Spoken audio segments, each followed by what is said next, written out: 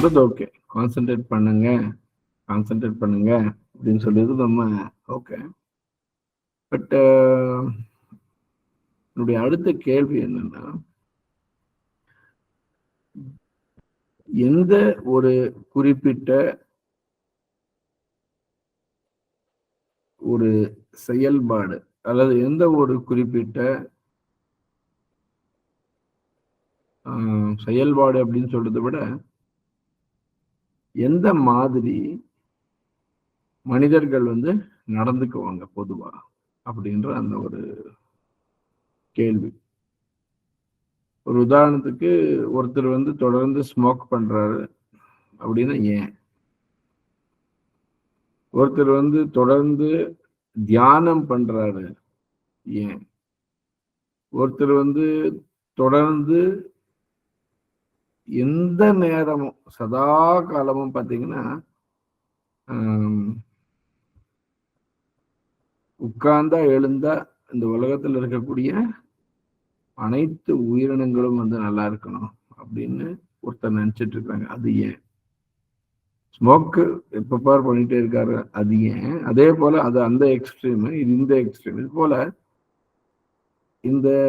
அந்த ஒரு குறிப்பிட்ட விஷயம் ஒருத்தர்கிட்ட தொடர்ந்து இருந்துகிட்டே இருக்குது. அவருடைய குணம் நல்லனாவே அவருடைய பண்பாவே அது இருக்குதுன்னு சொன்னா அது ஏன் அப்படின்றது என்னுடைய அடுத்த கேள்வி. அதுக்கு பொதுவாக எல்லாருமே பதில் சொல்லுவீங்கன்றதுனால உங்களை பதில்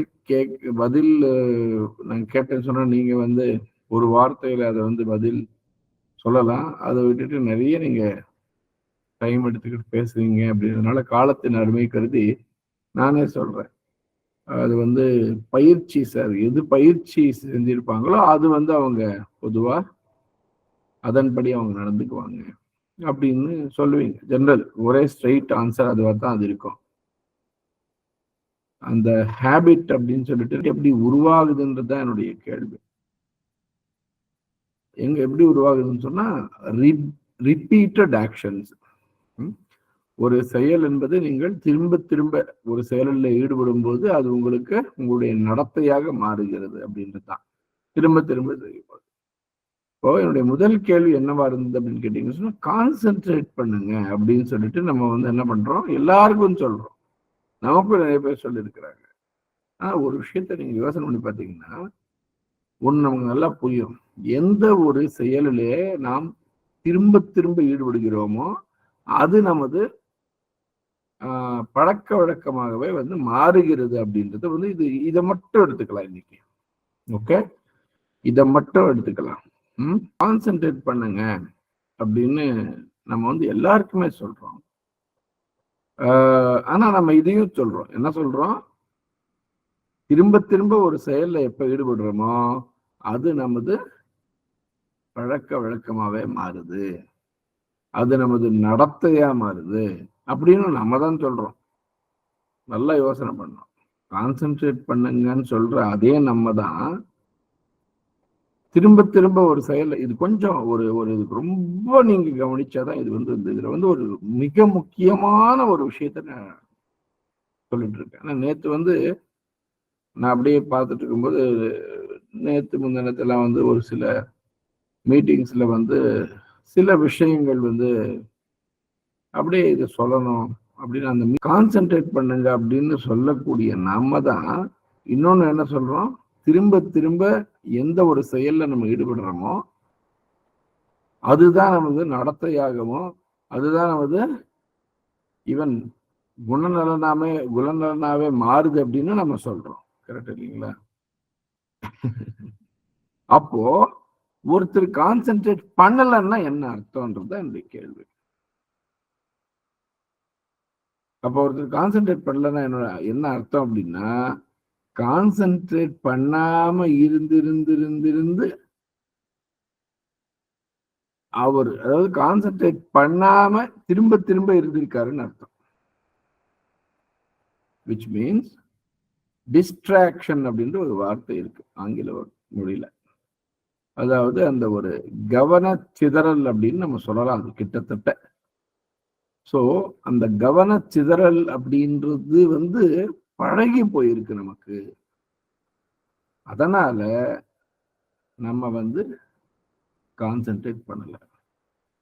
இப்ப நான் வந்து இது கொஞ்சம் ஒரு டெக்னிக்கல் சப்ஜெக்ட். ஓகே, கொஞ்சம் நல்லா கவனிக்கணும். இப்போ குழந்தைகளை பார்த்து நம்ம சொல்றோமே, கான்சென்ட்ரேட் பண்ணுப்பா, படிப்பா. நம்ம கிட்ட ஆலோசனை பெற வர்றவங்களுக்கு சொல்றோமே, கான்சென்ட்ரேட் பண்ணுங்க. எப்பயாவது அந்த குழந்தைகளுக்கு கான்சென்ட்ரேட் பண்றதுக்கு நம்ம கற்றுக் கொடுத்திருக்கிறோமா, அல்லது இந்த கல்வி முறை கற்றுக் கொடுத்திருக்கிறதா அப்படின்னு கேட்டீங்கன்னா இல்லை அப்படின்றது தான் நேரடியான பதில். கவனம் செலுத்துவது, அது வந்து அந்த அட்டென்ஷன், அந்த அந்த ஒரு கான்சென்ட்ரேட் பண்றது அப்படின்றது வந்து நம்ம வந்து கற்றுக் கொடுத்துருக்கிறோமா அப்படின்னா,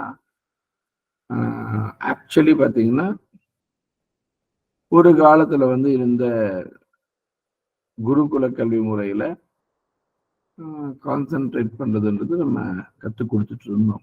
இன்னைக்கு அந்த குருகுல கல்வி முறை அப்படின்றதெல்லாம் இல்லை. இருந்தாலும் இன்னைக்கு கான்சென்ட்ரேட் பண்றது கற்றுக் கொடுத்துட்டு இருக்கிறாங்க ஒரு தரப்பு மக்கள். அவங்க யார் அப்படின்னு சொன்னா, இந்த ஸ்போர்ட்ஸ்ல வந்து இருக்கக்கூடிய அந்த ஸ்போர்ட்ஸ் டீச்சர்ஸ். ஐ மீன், அவங்க வந்து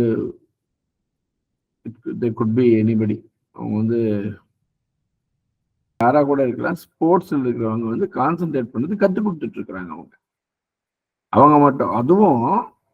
அதுவும் அந்த அந்த கேம்ல கான்சென்ட்ரேட் பண்றது எப்படின்றது மட்டும்தான் அவங்க கற்றுக் கொடுத்துட்டு இருக்காங்க. அதனால வந்து அவங்களுக்கு கான்சென்ட்ரேஷன் வந்து பொதுவாகவே வந்து அதிகமாகிட்டு இருக்குதுன்றது வந்து நிதர்சனம். அது வேணா அக்ரி பண்ணலாமே ஒழிய, பொதுவாக நம்ம என்ன கொடுத்துட்டு இருக்கோம் தெரியுங்களா, கவனச்சிதறலோடு வாழ்வது எப்படி அப்படின்னு சொல்லிட்டு நமது மாணவர்களுக்கும் நமது குழந்தைகளுக்கும், பொதுவாக முக்கியமாக நமது குழந்தைகளுக்கும் அதே போல வந்து ஒரு நம்மை சார்ந்தவர்களுக்கும் எப்படி வந்து டிஸ்ட்ராக்ஷன்ல வாழ்றதுன்றது கற்றுக் கொடுத்துட்டு இருக்கிறோம். ஒரு எக்ஸாம்பிள் சொல்லட்டுமா?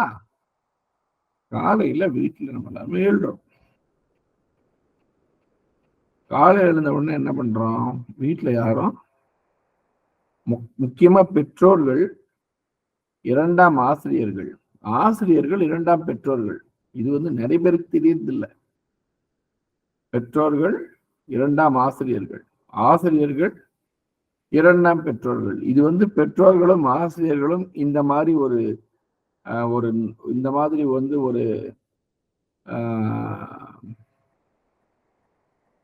ஒரு மனோபாவம் அப்படின்னு சொல்லுவோம். ஒரு இந்த மாதிரியான ஒரு ஆட்டிடியூட்ல வந்து அதுதான் போதும். அது ஒன்னே போதும் சார். பேரண்டிங்ன்றது அதுல வந்து வந்துடும். நம்ம வந்து பெற்றோர்கள் கிடையாதுப்பா, நாம் இரண்டாம் ஆசிரியர்கள். நம்ம படிச்சிருக்கிறோம் படிக்கலன்றது அப்புறம் விஷயம். ஆனா நாம் இரண்டாம் ஆசிரியர்கள் அப்படின்னு பெற்றோர்கள் எல்லாம் நினைச்சிட்டாங்க சொன்னா அந்த குழந்தைங்க சிறப்பா வளருவாங்க. அதே போல மிக முக்கியமாக ஆசிரியர்கள் எல்லாம் என்ன நினைக்கணும், ஹேய் நம்ம வெறும் ஆசிரியர்கள் கிடையாது, நாம் இரண்டாம் பெற்றோர்கள் அப்படின்னு அவங்க நினைச்சிட்டாங்கன்னு சொன்னா அவங்க சிறப்பான ஆசிரியர்களாக அவங்க இருந்துருவாங்க. கரெக்டா? ஆனா பொதுவா பாத்தீங்கன்னு சொன்னா ஒட்டுமொத்த ஆசிரியர்களையும் ஒட்டுமொத்த பெற்றோர்களையுமே வந்து 2 பேருமே 100% வந்து இதை நினைக்கிறது யாரோ ஒரு 20-25% வந்து அப்படி நினைக்கிறதுக்கு வாய்ப்பு இருக்குது. சோ குழந்தைகள், மாணவ மாணவிகள் இவங்க